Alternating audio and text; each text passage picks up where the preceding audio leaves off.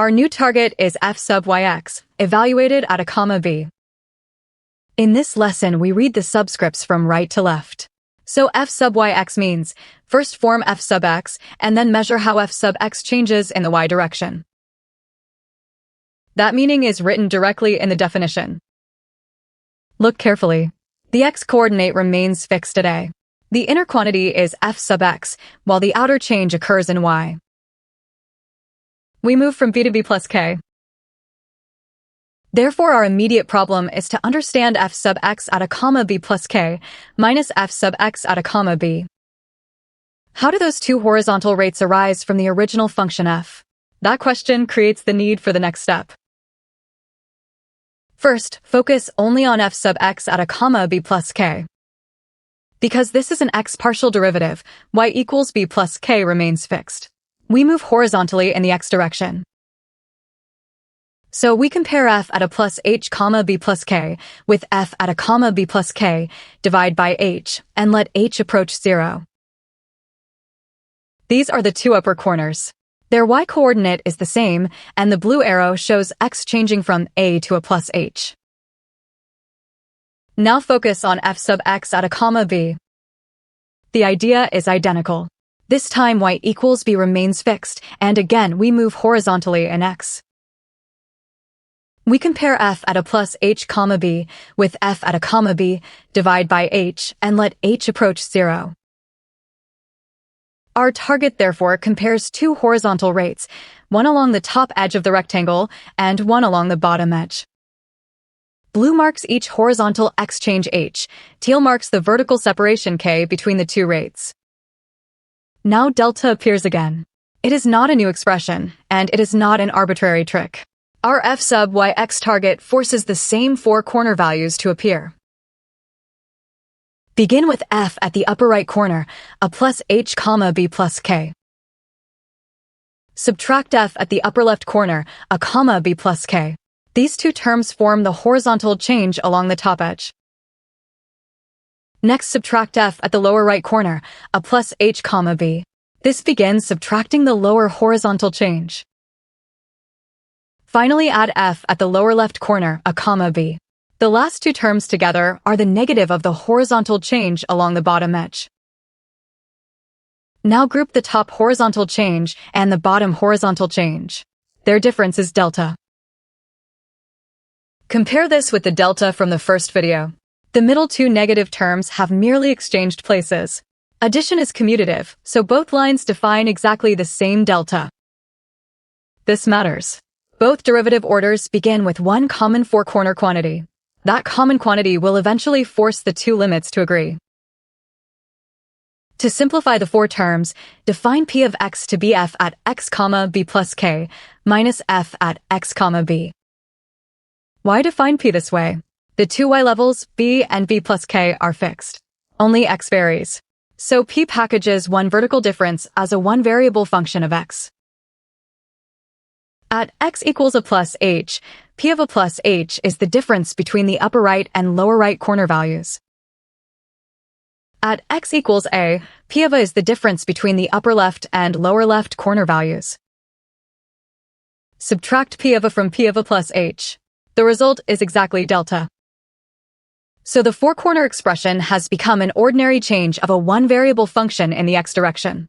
That is precisely the form needed for the mean value theorem. Substitute p of a plus h minus p of a for delta and divide by h times k. Look only at the bracketed part. It is p of a plus h minus p of a divided by h, an ordinary difference quotient in x. What expression makes the mean value theorem useful here? Exactly that one-variable quotient.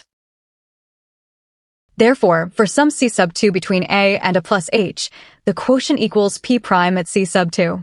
If h is negative, read this as the interval between the two endpoints. The ratio delta over h times k is now p prime at c sub 2, divided by k. Return to p and differentiate with respect to x. We obtain f sub x at x comma b plus k minus f sub x at x comma b. Substituting x equals c sub 2 gives delta over h times k as this difference of f sub x values, divided by k. Stop here. The x-coordinate c sub 2 is fixed. Only y changes from b to b plus k. That observation tells us which helper function must come next.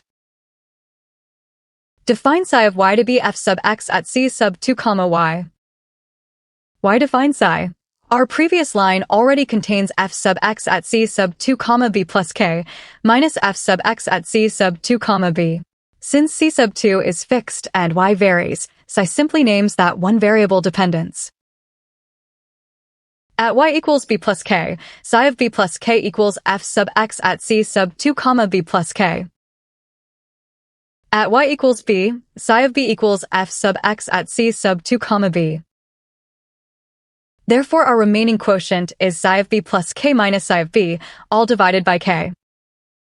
Again, the structure is an ordinary one-variable difference quotient, now in the y direction. That is why the mean value theorem becomes useful a second time. Apply the mean value theorem in y. For some d sub 2 between b and b plus k, the quotient equals psi prime at d sub 2. For negative k, use the interval between the endpoints.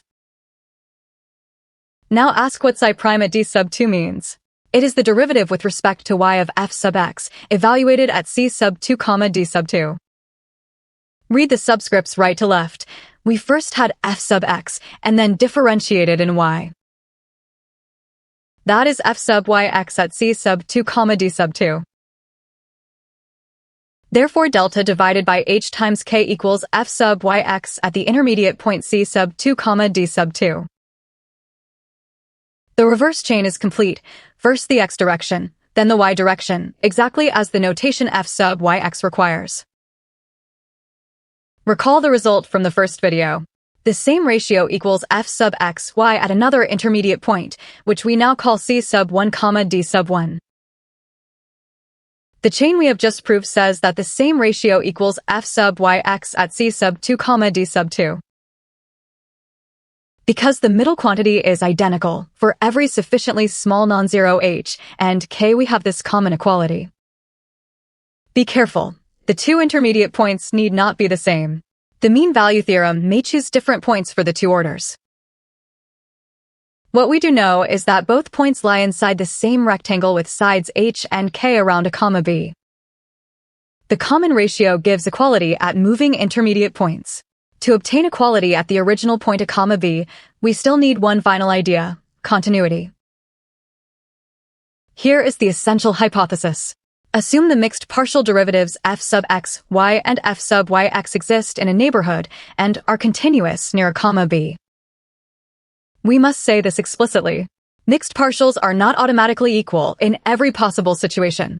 Suitable regularity, such as this continuity assumption, is what makes the conclusion valid. Now let h and k approach 0. The rectangle shrinks to the single point a comma b. Every point trapped inside it, including both intermediate points, must also approach a comma b. Give the common limit of delta divided by h times k the temporary name L. Along the first chain, continuity of f sub x, y allows us to move the limit through the function. So L equals f sub x, y at a comma b. Along the second chain, continuity of f sub yx gives the same common limit L as f sub yx at a comma b. Both values equal the very same number L. Therefore, they must equal each other. We conclude that f sub x, y at a comma b equals f sub yx at a comma b. This is Clairaut's theorem under our continuity hypothesis. The order of the two partial differentiations can be exchanged at the point. Now see the full logic at once. Both mean value theorem chains equal the same four-corner ratio. Both intermediate points collapse to a comma b. Continuity carries both sides to the original point, so the mixed partials are equal. Every step created the need for the next. The target created delta. Delta created two one-variable quotients. The quotients created intermediate points, and the shrinking rectangle plus continuity created equality.